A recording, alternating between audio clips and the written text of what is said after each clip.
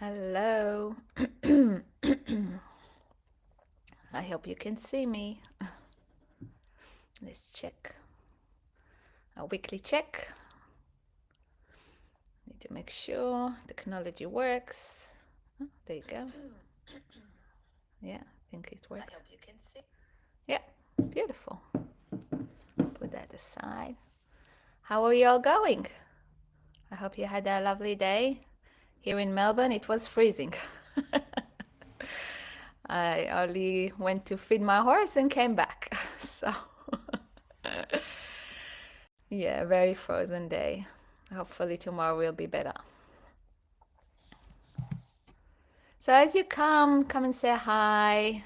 If you're new to the group, welcome. Lovely to have you here with us. If you see this later on replay, hashtag replay. I'm going live every Thursday night at 6 p.m. Australia Eastern Standard Time. Tag your friends who struggle with lack of confidence, fear, anxiety, self-doubt. Invite them to join this group as well so they can have this training as well. If you don't know me, I'm Abby Spielman. I'm a trauma therapist who help female equestrians all across Australia to become confident riders by overcoming fear, anxiety, and self-doubt. Today is for every rider who ever thought, I feel like I should be better after all the lessons and the hours I've put in, but I feel scared. Or do you keep doubting yourself even when you know what to do? So if fear and self-doubt are keeping you stuck, this episode is going to give you a new lens, trauma-informed one, so you can stop judging yourself and start understanding what's really going on. So let's begin with that common inner voice, I should be better by now, or I've done the work, so why am I still scared? And to be honest, I heard those statements towards their horses as well. They should be better by now, or they should know this by now, or they shouldn't be scared. And that pressure can build quite fast.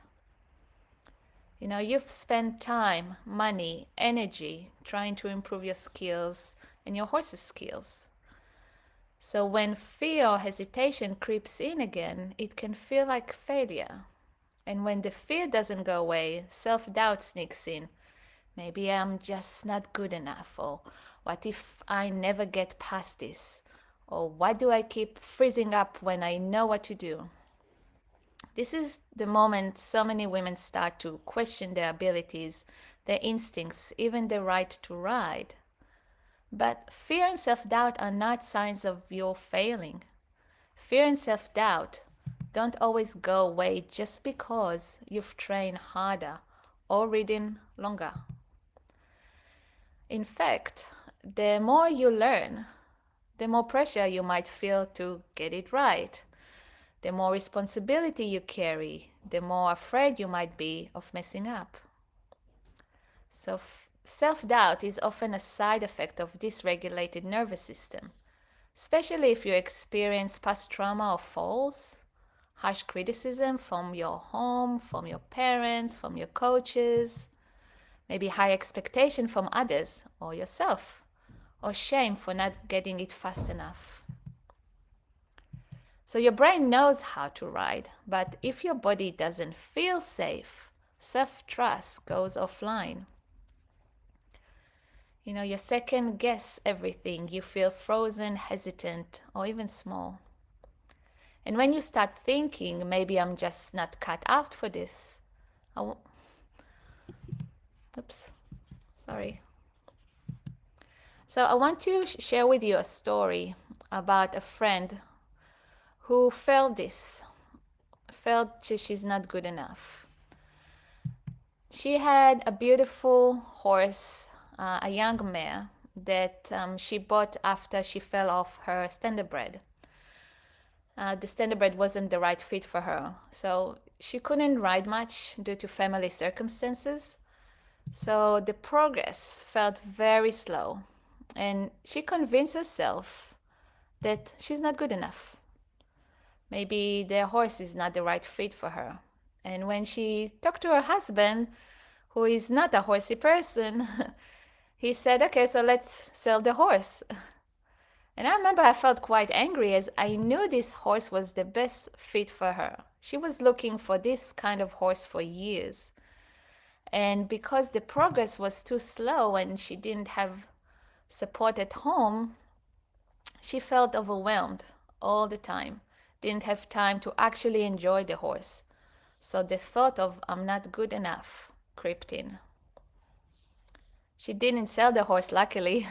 However, she still feels overwhelmed by all the tasks she needs to do.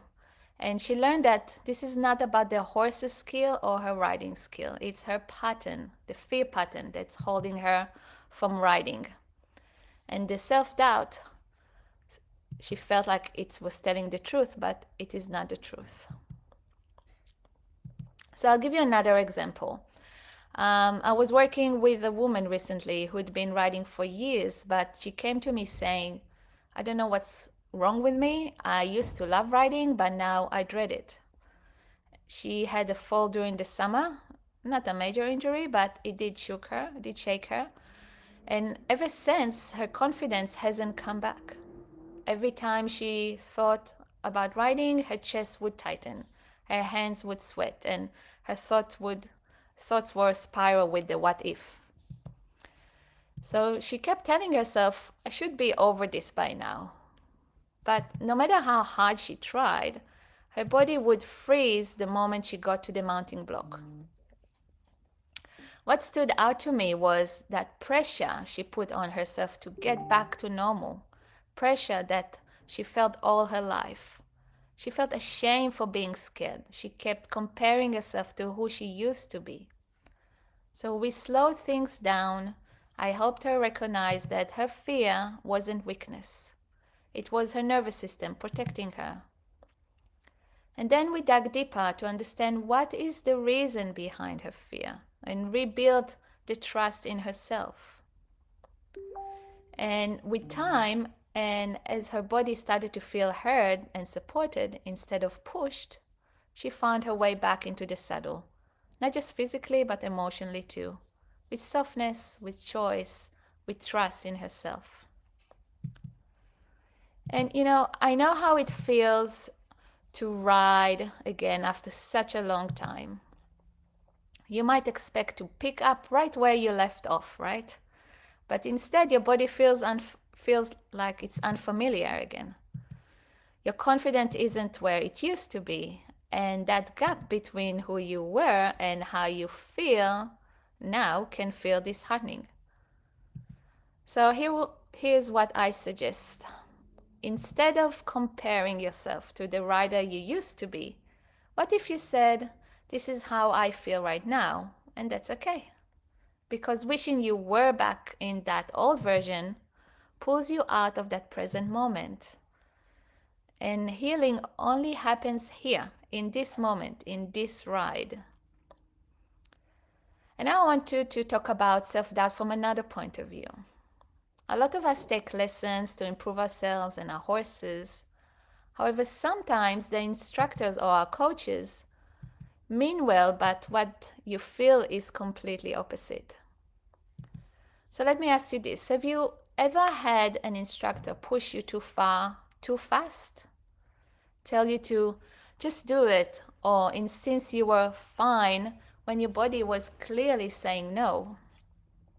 You may have learned to override your instincts instead of trusting them.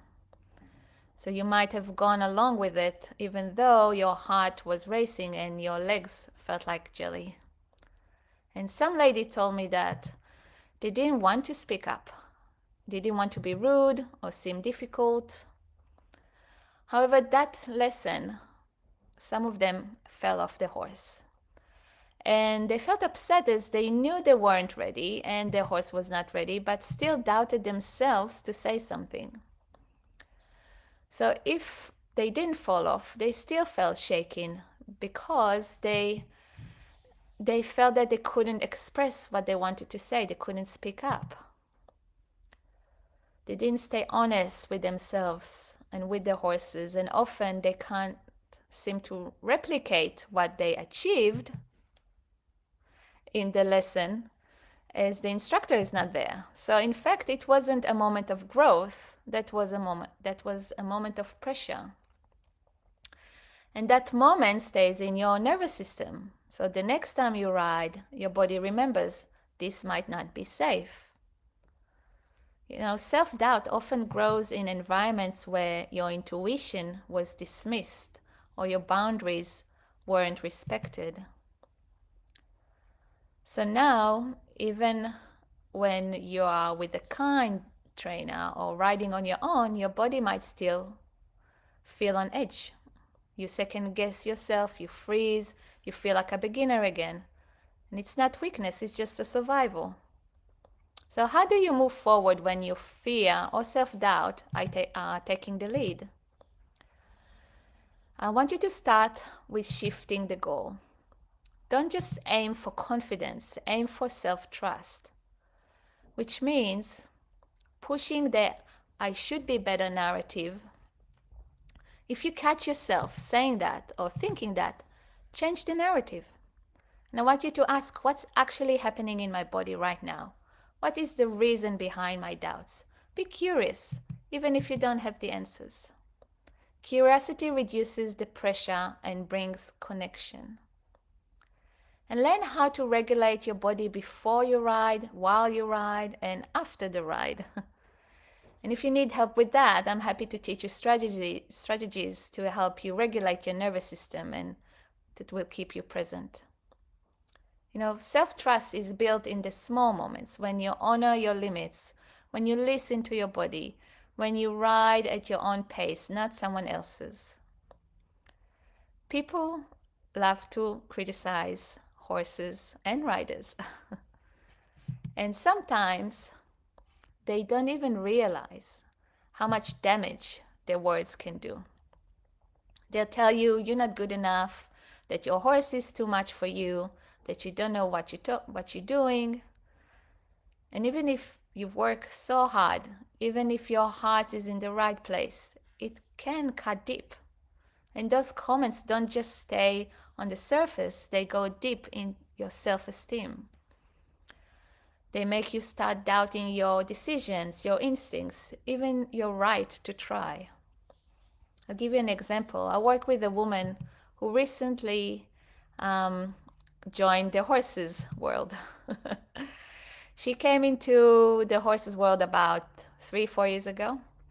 And when she rescued her new horse, he was very sensitive, quite a misunderstood horse. Beautiful horse though. And people started saying she wasn't the right fit for him, that she didn't have enough experience, that she was too soft with him, and she started to believe it. So she wanted to keep an open mind and listen to those people as they are more experienced than her, right? But when we checked how she actually felt in her body, her chest felt quite tight. It didn't feel right to her, but she was taught that if you don't have anything nice to say, don't say anything at all. However, that took a toll on her confidence. She didn't want to believe it, but the words did creep in.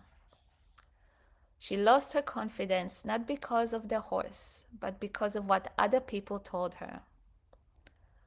So we worked on that. We explored where that doubt was living in her body. We processed it. We talked about what it means to lead your horse your way, not by someone else's rules or ego. And after the session, she said, I feel like I can handle him. I can do this. I feel free to handle the horse the way I choose. I don't have to do it anymore by someone else's way. And if he needs more time, I'll give him more time. I don't need to second guess myself anymore. And that's a beautiful result. She got her mojo back. She felt energized to say it, to feel it. Her confidence came back from within. And you know what? The horse responded differently when she approached him as a confident woman. And a lot of time I hear from clients that been through therapy with me, they feel good and they almost expect those old patterns to return and the feeling to return, but it doesn't. because we managed to get to the core of it and bring closure to that pattern. So in her case, we found the core for her self-doubt. So if you've been wondering why fear still shows up after all the lessons, if you've been stuck in self-doubt and telling yourself you should be further along, I want you to remember you are not behind. You are simply learning how to feel safe again emotionally and physically.